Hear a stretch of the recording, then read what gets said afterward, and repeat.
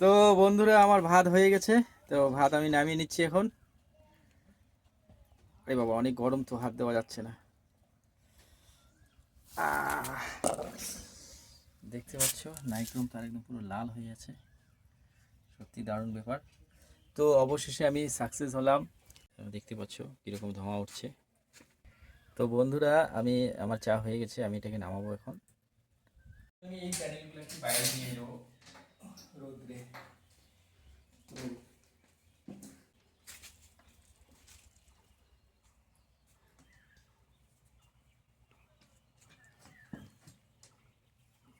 আরেকটা আছে, সেটাও নিয়ে আসি।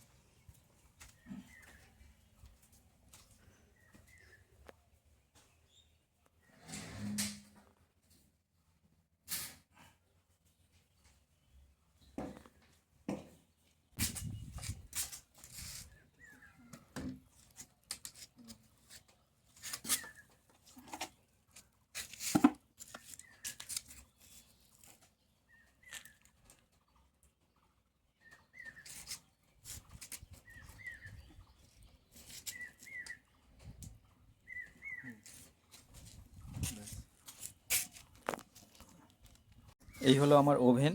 এটা আমি একটা দইয়ের হাঁড়িতে, দই খাওয়ার যে হাঁড়িগুলো পাওয়া যায়, সেই হাঁড়িতে মাটি ও সিমেন্ট মিশিয়ে প্রথমে স্ট্রাকচার তৈরি করেছি।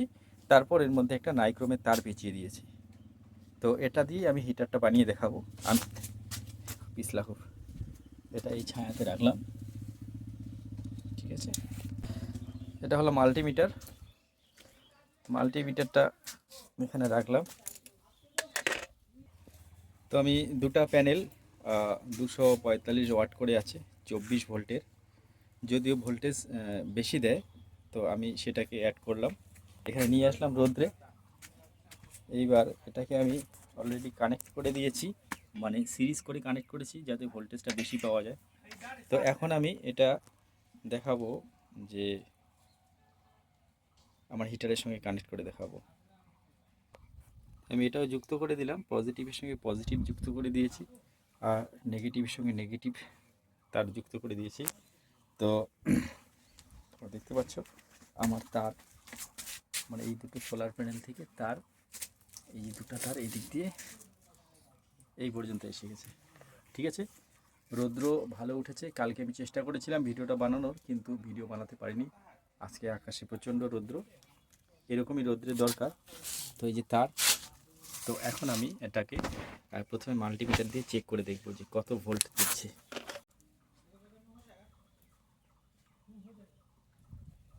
দেখা যাচ্ছে 83.1 ভোল্ট দিচ্ছে।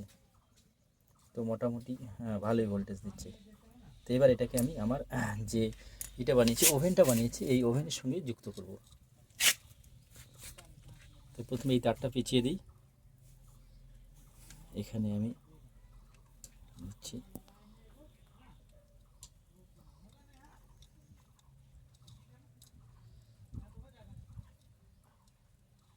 মাইক্রোন তারটা উঠে এসেছে, আর এই প্রান্তটা এখানে লাগিয়ে দেব। প্রচণ্ড হিট, প্রচণ্ড হিট। আমি কি করে দেখাবো, একটা কাগজ বা শুকনো কিছু দিলেই বুঝতে পারবে। এই যে আমি এটা দিয়ে দেখাচ্ছি যে এটা কতটা গরম হয়েছে। এই যে লাগানো মাত্রই ধোঁয়া উঠছে, এই জ্বলে যাচ্ছে।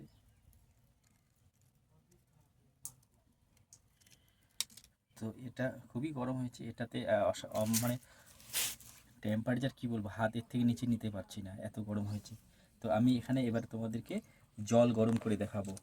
ঠিক আছে, তাহলে বুঝতে পারবে যে এটা কতটা কাজ করছে।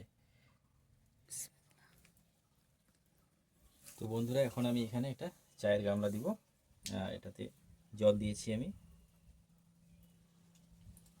এখানে চা বানিয়ে দেখাবো। তো তোমরা দেখতে পাচ্ছ এখানে আমি গামলাতে জল দিয়েছি। তো বন্ধুরা, এবার আমি চা পাতা দিব এখানে। এখানে এই চা পাতা দিচ্ছি, আর একটু দিতে হবে। চা পাতা দিলাম, দেখি কতক্ষণে চা হচ্ছে।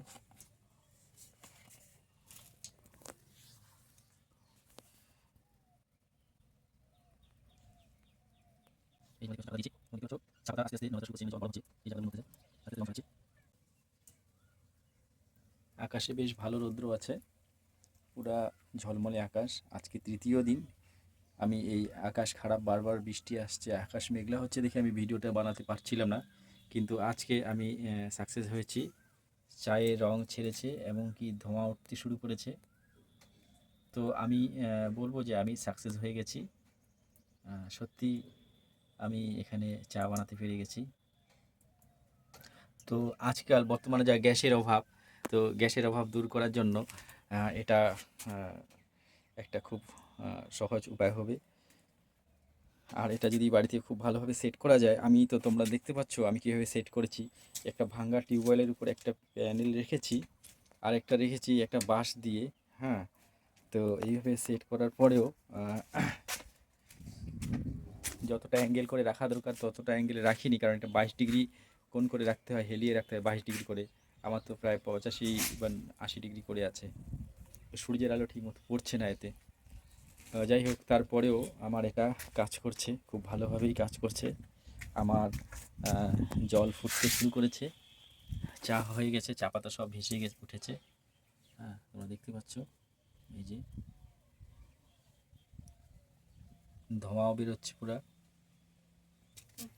চায়ের সেন্ট হচ্ছে এবং চা হয়ে গেছে। একটু নাড়িয়ে দিই আমি চামচ দিয়ে।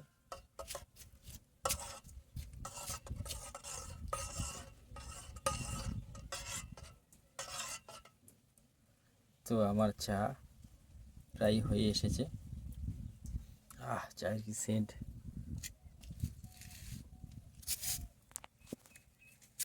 তো বন্ধুরা, আমার চা হয়ে গেছে, লাল চা বানিয়েছি, দেখতে পাচ্ছ কীরকম ধোঁয়া উঠছে। তো বন্ধুরা, আমার চা হয়ে গেছে, আমি এটাকে নামাবো এখন। আমার নিচে নাইক্রোম তার চা। তো এই হলো আমার ভিডিও। তো তোমরা চাইলে এটা সোলার প্যানেল কিনে, দুটো সোলার প্যানেল কিনে এইভাবে ইউজ করতে পারো। যাই হোক, এটা আমি প্রথম বানিয়েছি, এটাকে আমি আরও মডিফাই করব, আরও ভালো করে বানাবো, কারণ আমার ওভেনটা উল্টে যায় একটুতেই। তো ভালো করে বানাবো, দেখতে পাচ্ছেন প্রচণ্ড হিট। তো তোমাদের যদি ভিডিওটা ভালো লাগে অবশ্যই লাইক দেবে, আর আমার এখানে চা খেতে চলে আসবে। তো বন্ধুরা, চা হয়েছে আমার, এবার আমি ভাত রান্না করে দেখাবো। তো আগে কানেকশানটা দিই ওভেনের। হ্যাঁ, ওভেনের কানেকশানটা কোথায় গেল? তারটা এখানে লাগিয়ে দিব।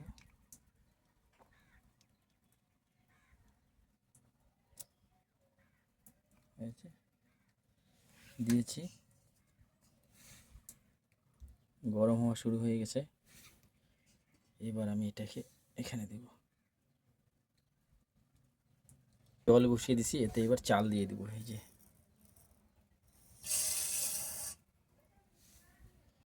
চালটাকে আমি সমান করে দিই।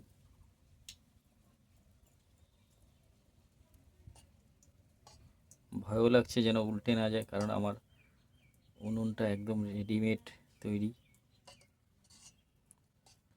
চালটাকে নেড়ে দিলাম, এবার এটাকে ঢেকে দেব।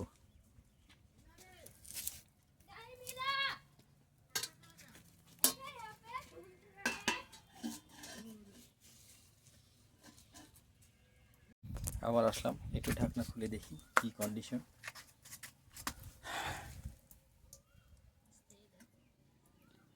খুব নড়বড়ে আমার উনুনটা।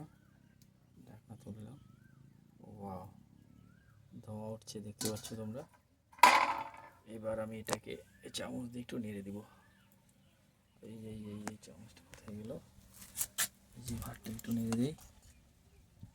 এই বাবা, আর একটু ঢেকে দিই। আরও 5 মিনিট পরে আসবো। আরে বাবা রে বাবা রে বাবা, দেখো তোমরা, ভাত টকবক করছে, তার মানে আমার ইন্ডাকশানটা কত সুন্দরভাবে কাজ করছে। ইন্ডাকশান বলছি, আমার হিটারটা, সোলার ওভেনটা। তো আমি বলতে গেলে সব দিক থেকেই সাকসেস। তো বন্ধুরা চাইলে আপনারাও এইভাবে ভাত রান্না করতে পারেন। আমি একবার তুলে দেখাচ্ছি। ভাত প্রথমে নেড়ে দিই। এই যে ভাত প্রায় হয়ে আসছে, কিন্তু আমার ওভেনটা আমি তো দেখিয়েছি। হ্যাঁ, ভাত বসিয়েছি। হ্যাঁ, কি প্যানেলটা? না, এগুলো আমি ফ্লিপকার্টে কিনেছিলাম। হ্যাঁ, এই তো গত সোমবার দিয়েছে। দুটা মিলে পড়েছে 6,999। হ্যাঁ,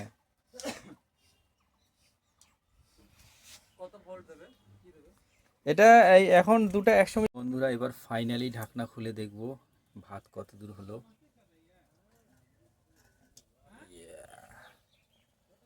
আরে বাপরে, তোমরা দেখতে পাচ্ছ বন্ধুরা, ভাত পুরো থকবক করে সিদ্ধ হচ্ছে।